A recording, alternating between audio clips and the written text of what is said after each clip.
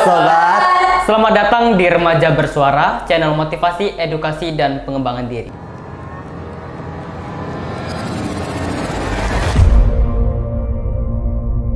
Perkenalkan, nama saya Muhammad Raka Ramadan. Saya Edi Sylvia. Saya Melani Cindy Putri. Dan saya Desta Ardiansyah. Jadi, channel Remaja Bersuara adalah channel sharing-sharing dan diskusi.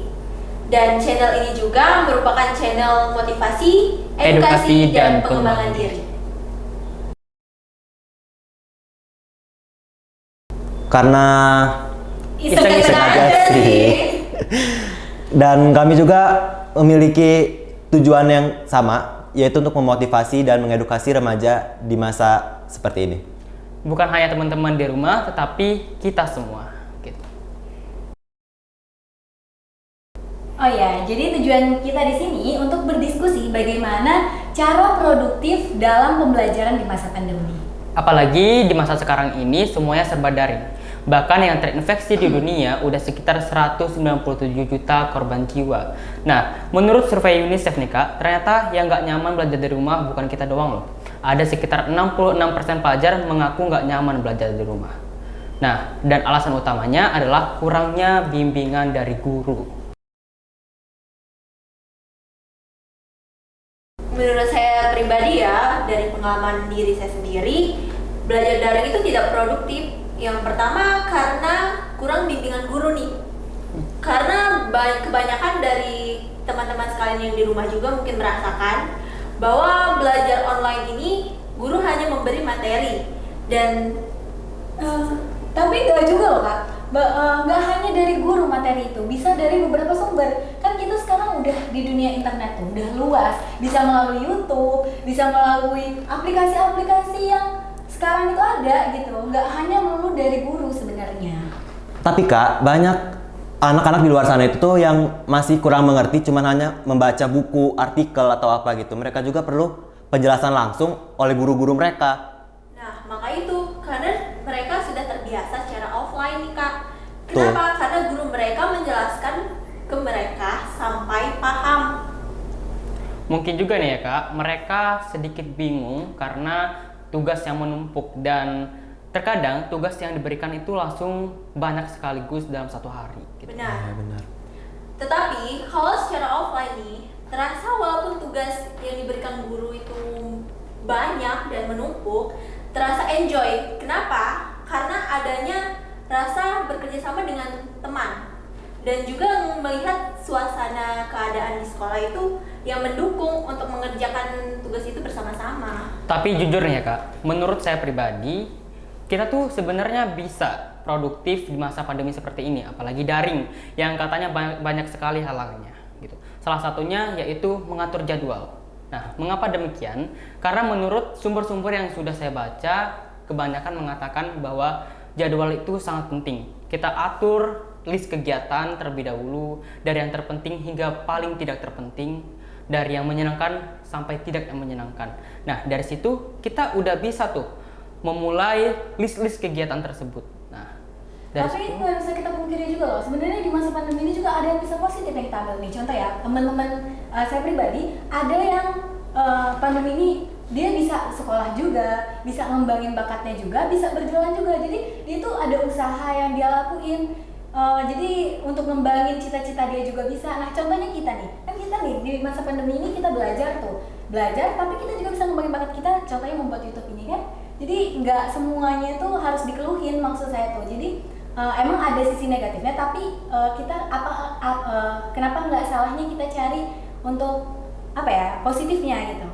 Tetapi menurut saya sih Kak, gini ya, anak kan setiap orang itu berbeda-beda tuh. Tapi kebanyakan mungkin teman-teman sekalian merasakan bahwa kreativitas siswa itu menurun. Kenapa saya berbicara seperti ini ya Kak?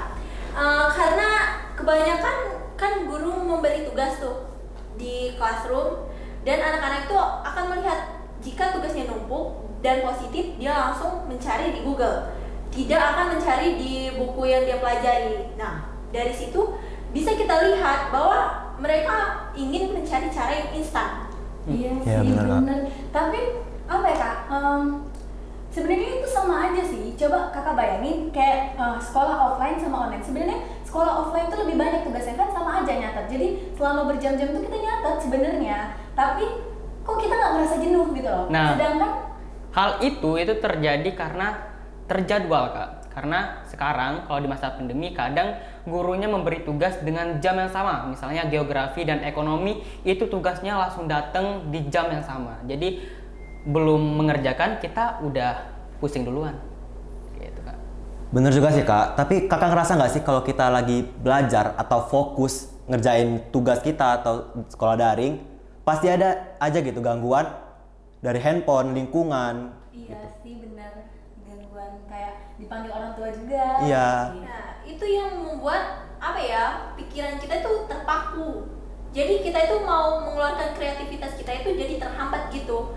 Dan juga karena pengaruh ya lingkungan, mungkin di rumah kan, jadi nggak ada gairahnya dalam mengerjakan Keinginan untuk tugas. belajar. Ya benar kak. Saya apa ya kak? Oke, saya emang entah kenapa saya lebih suka ini sih online karena saya sendiri kayak lebih bisa mengeksplor dunia gitu. Bahasanya udah keren banget. Jadi kayak apa ya?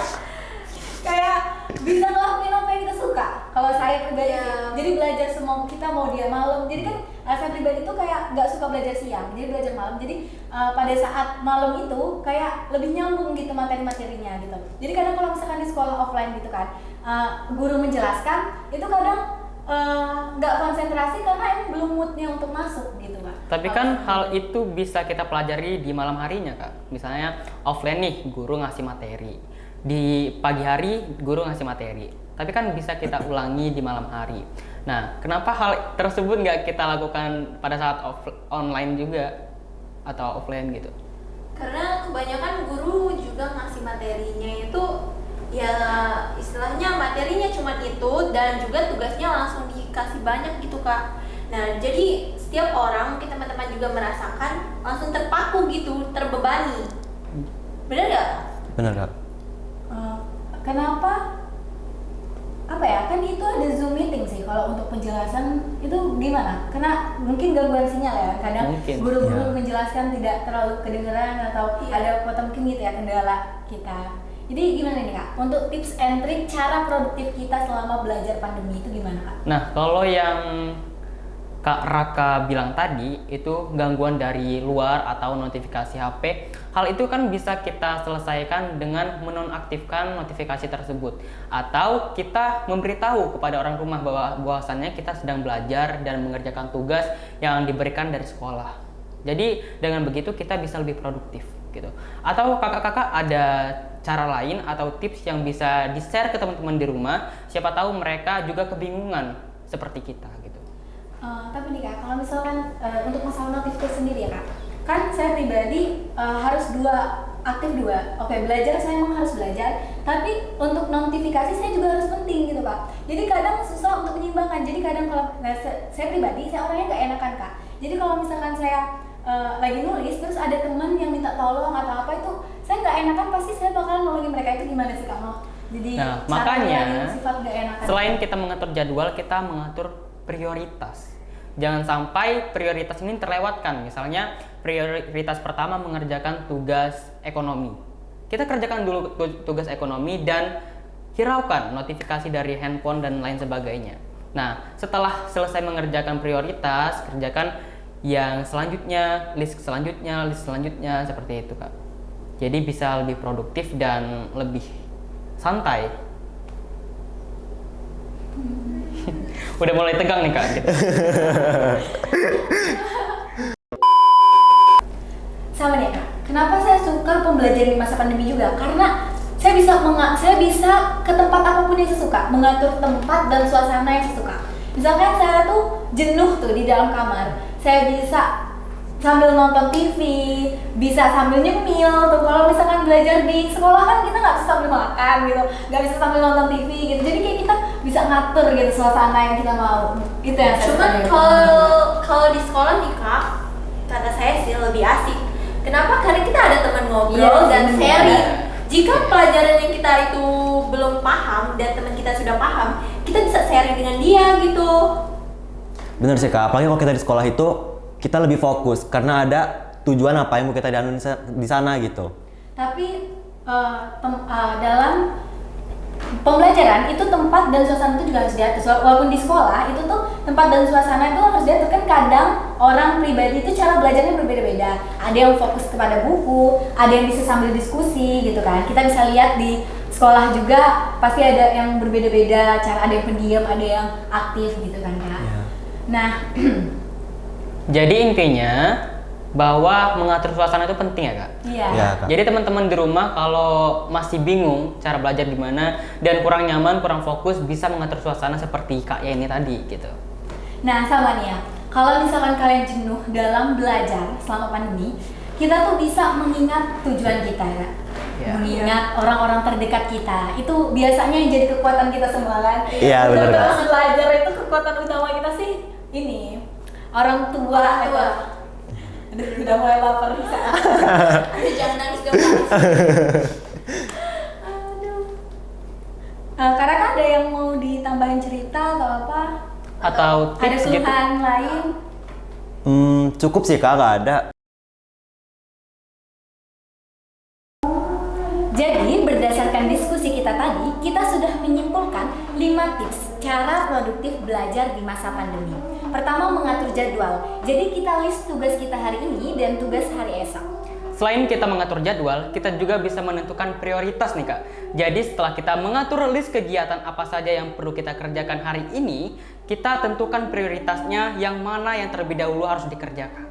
Nah, selain kita menentukan prioritas nih Kak, kita bisa mengingat tujuan masa depan kita. Contoh, orang tua dan cita-cita kita. Yang keempat, menyingkirkan benda yang dapat mengganggu konsentrasi. Contohnya, mematikan notifikasi. Dan yang terakhir nih Kak, yaitu mengatur tempat dan suasana. Nah, contohnya seperti Kakak bisa mencari tempat senyaman mungkin untuk meningkatkan kreativitas belajar. Selain itu Kak, ternyata itu sepertinya bukan yang terakhir nih Kak. Nah, menurut saya pribadi, kita harus menentukan target juga. Nah, jadi sebelum kita melakukan pembelajaran, kita tentukan target dulu. Misalnya seperti ini, 2 jam belajar dan menyelesaikan 3 tugas sekaligus.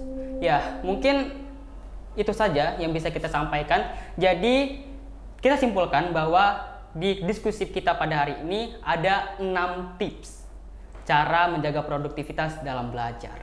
Oke, sekian dari kami. Jangan lupa like, Comment dan and subscribe. Sampai jumpa.